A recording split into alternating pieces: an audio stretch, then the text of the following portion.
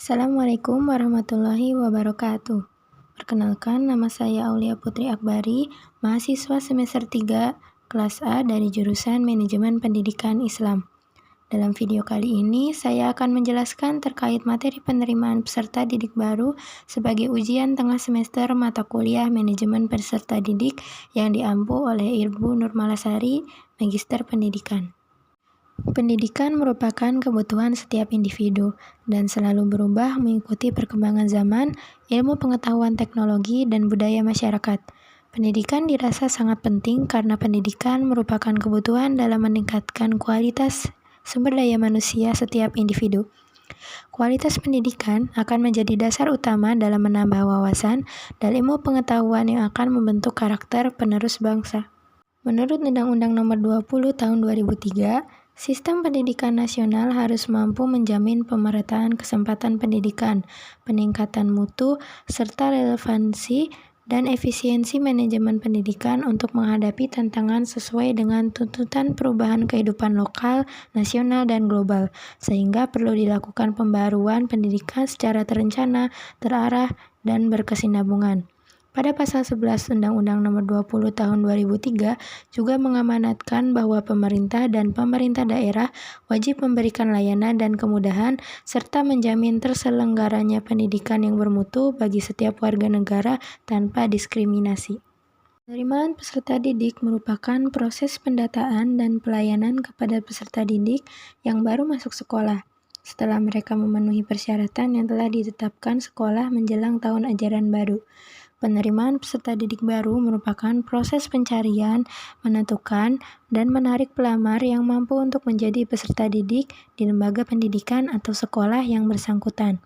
Tujuan dari penerimaan peserta didik baru adalah memberikan layanan bagi anak usia sekolah atau lulusan untuk memasuki satuan pendidikan yang lebih tinggi secara tertib, terarah, dan berkualitas. Prinsip penerimaan peserta didik baru meliputi semua anak usia sekolah memiliki kesempatan yang sama untuk memperoleh pendidikan pada satuan pendidikan yang lebih tinggi.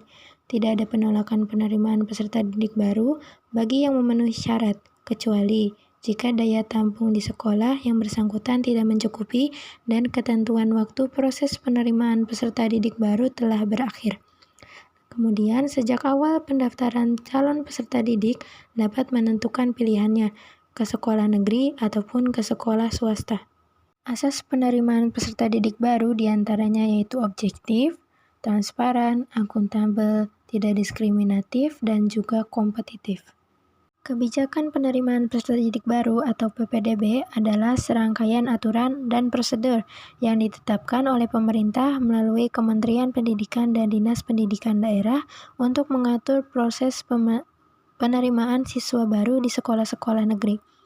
Kebijakan PPDB bertujuan untuk memberikan kesempatan yang adil bagi murid untuk mendapatkan layanan pendidikan yang merata dan berkualitas dengan memperkuat peran dan komitmen pemerintah daerah serta satuan pendidikan, orang tua, dan masyarakat untuk mewujudkan pelaksanaan PPDB yang objektif, transparan, dan akuntabel. Kebijakan penerimaan peserta didik baru diatur dalam Permendikbud Nomor 1 Tahun 2021. Kemudian, sistem PPDB. Sistem penerimaan peserta didik baru dapat dikelompokkan menjadi dua jenis, yaitu sistem promosi dan sistem seleksi. Dalam sistem promosi, peserta didik yang mendaftar sebagai peserta didik baru suatu sekolah diterima semua begitu saja. Karena itu, mereka yang mendaftar menjadi peserta didik tidak ada yang ditolak.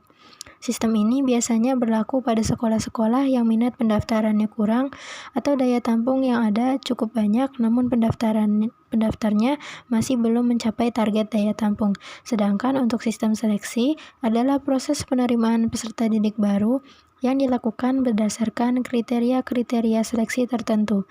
Sistem seleksi pada lazimnya dilakukan melalui dua tahapan, yaitu seleksi administratif dan seleksi akademik. Selanjutnya, ada jalur dalam sistem PPDB. Jalur dalam sistem PPDB adalah mekanisme yang digunakan untuk mengalokasikan peserta didik ke sekolah-sekolah berdasarkan kriteria tertentu. Jalur dalam penerimaan peserta didik baru meliputi jalur zonasi, jalur afirmasi, jalur pindahan tugas orang tua atau wali, dan jalur prestasi. Kriteria penerimaan peserta didik adalah patokan-patokan yang menentukan bisa atau tidaknya seseorang untuk diterima sebagai peserta didik. Terdapat 3 kriteria dalam PPDB.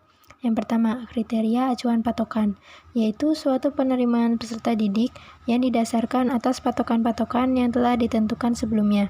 Dalam hal ini, sekolah terlebih dahulu membuat patokan bagi calon peserta didik dengan kemampuan minimal setingkat dengan sekolah yang menerima peserta didik. Yang kedua, kriteria acuan norma, yaitu penerimaan calon peserta didik yang didasarkan atas keseluruhan prestasi calon peserta didik yang mengikuti seleksi. Dalam hal ini, sekolah menetapkan kriteria penerimaan peserta didik berdasarkan prestasi keseluruhan dari peserta didik. Lalu, yang ketiga, kriteria yang didasarkan atas daya tampung sekolah. Kemudian, prosedur pelaksanaan PPDB.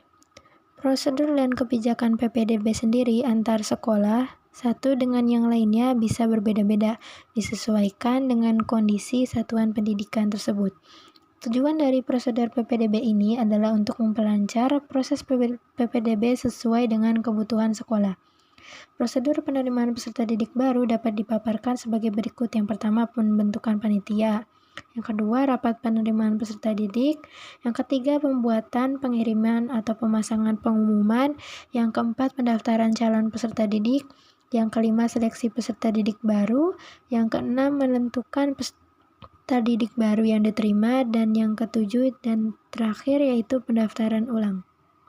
Masalah yang kerap kali muncul dalam pelaksanaan PPDB ini adalah banyaknya problem dalam jalur zonasi. Di antara masalah yang sering muncul adalah target yang akan diintervensi tidak jelas. Apakah calon peserta didik dari kalangan rawan melanjutkan pendidikan atau anak-anak pejabat dan aparat agar tetap bisa masuk, sehingga membuka peluang untuk melakukan praktek jual beli kursi. Terkait dengan pendaftaran online, banyak orang tua yang kurang mendapatkan informasi dan tidak mengerti langkah-langkah dalam pendaftaran.